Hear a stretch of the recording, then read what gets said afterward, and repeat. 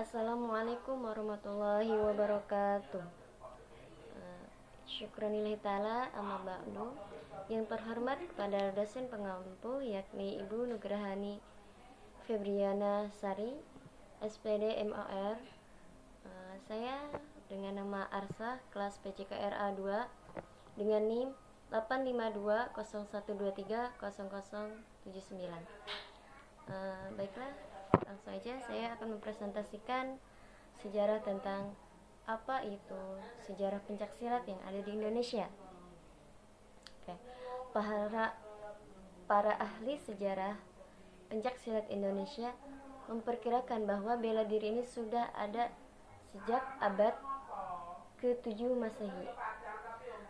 Sejarah pencaksilat pada awalnya berkembang dari kemampuan suku asli Indonesia dalam berburu dan berperang, yang biasanya menggunakan alat perang seperti memakai perisai dan tombak.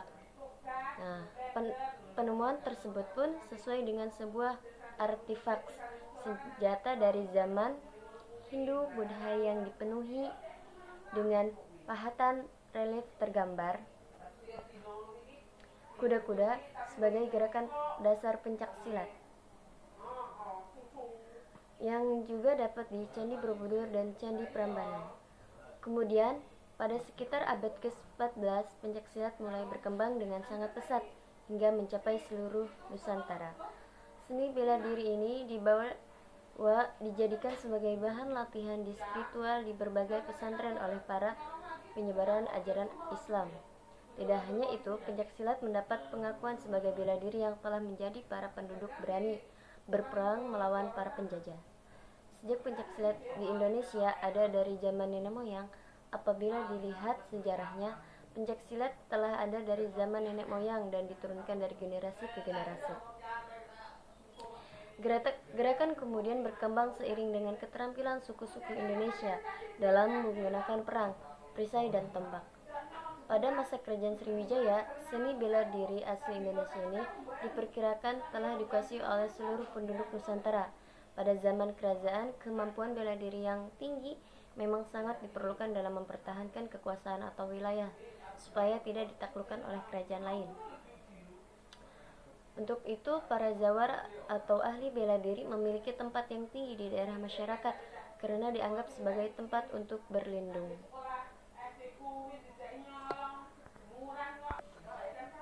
Bagaimana sejarah perkembangan pencaksilat di Indonesia? Nah, ini dia.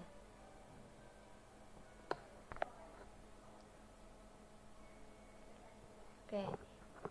Perkembangan silat secara historis mulai tercatat ketika penyebaran banyak dipengaruhi oleh kaum penyebar agama Islam pada abad ke-14 di Nusantara. Kala itu pencaksilat diajarkan bersama-sama dengan pelajaran agama di surau atau pesantren. Silat menjadi bagian dari latihan spiritual. Perkembangan silat di Indonesia mulai tercatat pada abad ke-14 ketika seni bela diri ini diajarkan bersama dengan pelajaran agama di pondok pesantren. Ketika bangsa asing mulai mengincar kekayaan Indonesia, silat menjadi bagian dari pendidikan bela negara untuk menghadapi bangsa penjajah. Oke. Tujuannya apa?